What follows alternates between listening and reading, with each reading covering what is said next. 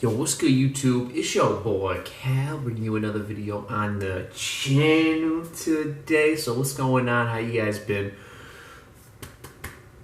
Okay, yeah, good to get that out of there. But yeah, so today we're gonna be talking about my lower back again. I was playing pool, and I was kind of lining up for the shot, and then out of nowhere, fucking gravity decided to just take a load off on my lower back, and yeah, I pulled it playing pool. A sport where no one ever gets injured.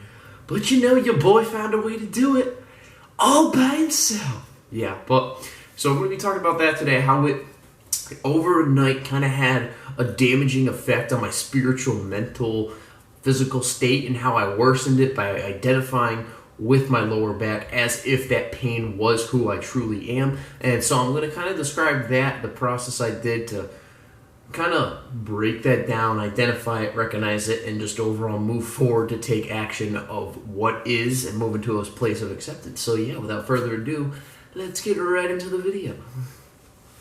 So yeah, as you guys know, I fucking pulled my lower back again after squatting 2 weeks ago. So I guess it was slowly recovering over a 2-week period, and it was actually going really well. I was starting to get back into squatting. Nice and slowly. It wasn't going too heavy. I felt like I was doing everything I needed to. And then, of course, of all things, I pulled my back playing pool.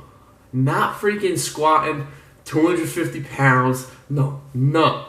I squatted bending over in gravity in my bad form, I guess.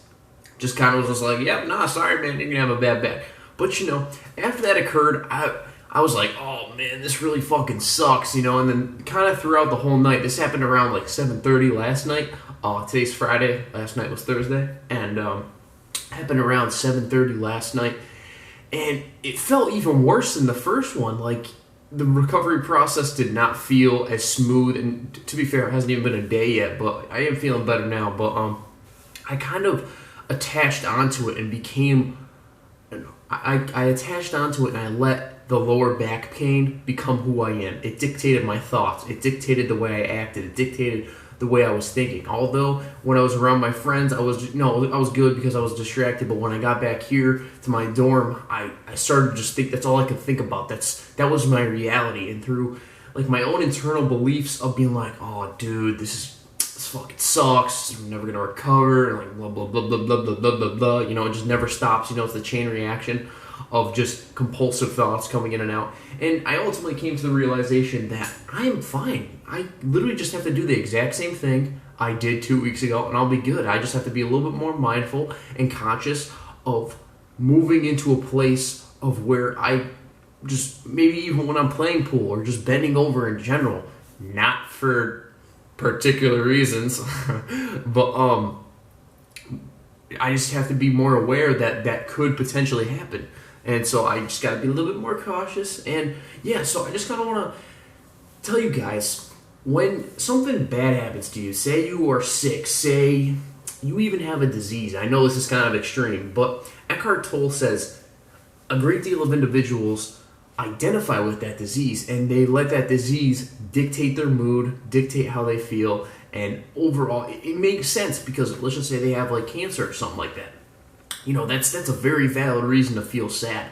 But the difference is, if an individual has cancer, right, and yes, it is very sad, it is life-threatening, and no one wants that, But the problem he describes is, okay, you first get cancer. You are not the cancer, right? It is just something that is happening within your body. It is not you, so therefore it should not dictate your thoughts and ultimately your reality for a long period of time. Through identification with the cancer, and as if you are the cancer, right, and you feel as though it is a part of who you are truly, you begin to identify and associate yourself with it. And this, for many individuals, I know I have myself, this is kind of why I'm bringing up this topic, because this is very, very minimal. And if I can work on it now to the point where I don't identify with small stuff like this and let it dictate my mood, can you just imagine if I had cancer, how bad it would dictate my mood? I would fall into a massive depression. So no matter how good I think I am at something, when that experience comes along, I have to be prepared. And so through this, I kind of just want to let myself know and become more consciously aware that I'm not as good as this as I thought I was. And it's a habit that I have had for 19 years now. When something bad happens to me, I begin to identify with it so much that I let it dictate my reality, and it becomes like a part of who I am, when it's really not who I am. I am conscious awareness, having a spiritual experience in a human body, and that is not who I am truly. And so Eckhart Tolle says individuals who identify with this long-term can face negative emotions for significant periods of time that truly are an illusion, right? Because it's not who you are. And when you identify with something for so long, it becomes a habit and a behavior, and you're just used to doing that. That's why I identified with my lower back pain, and it became like the centerpiece of who I was, and that's all I can think about. I'm so much more than that. You know, I've said it countless times. That is just one small aspect of my physical being. There's so much more to me, and I should not let that be so dominant within my life. And so I think it's just really interesting to think about how we just have to learn and incorporate accepting. And if something bad happens, yes, it's okay to feel that temporary emotion, like sadness or whatever emotion you feel. It's important to go through it, not suppress it, and ultimately not attach onto it too hard. Yes, you do not want to suppress your emotions, because if you suppress your emotions, it's just going to be like an up and down cycle. You have to go through the emotion so you can return back to a state of well-being, you know, and that's ultimately what's really important. And so, yeah,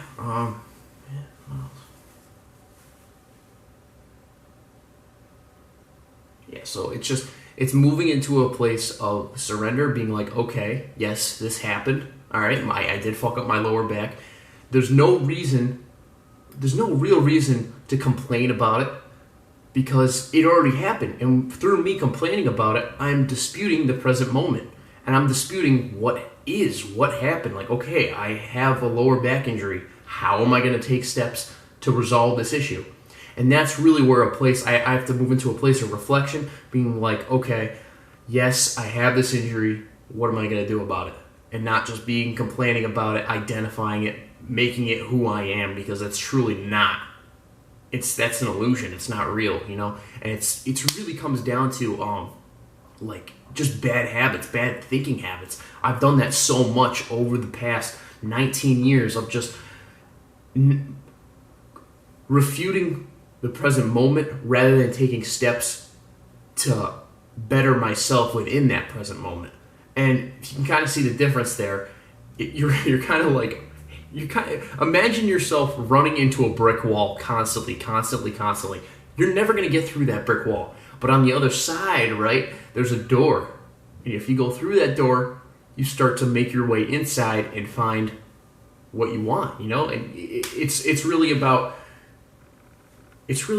you accepting the facts, accepting the fact that you have an injury, accepting the fact that you got rejected. I know I have plenty of times, and no matter how hard that is to accept, feel the emotion that you have. It's okay to feel sad. It's okay to feel sad. Just don't stay there forever, you know? Because if you stay there forever, that becomes a permanent state, and that is not what we want. That is not what we want. We want to feel euphoria, bliss, presence, and just overall healthy well-being. So if you guys enjoyed this video, let me know down below if you resonated with it at all. I know when I read this in The Power of Now, I was like, oh shit, I do that a lot. But yeah, this is ultimately my own journey, my experience, and if it can help you at all, that is great. Obviously, question what I'm saying. You do not have to agree with me. I am not an expert by any means, but I'm just sharing with you my experience and what helps me move past the obstacles in my life on a day-to-day basis. And I faced a lot of them, you know, a lot of them are internal, and I'm very grateful that I'm able to recognize and see them rather than just kind of consciously just keep going without being aware of what's actually going on in my head. But yeah, so I love you guys. Hope you have a great day. Love yourself because I love you, and peace the fuck out.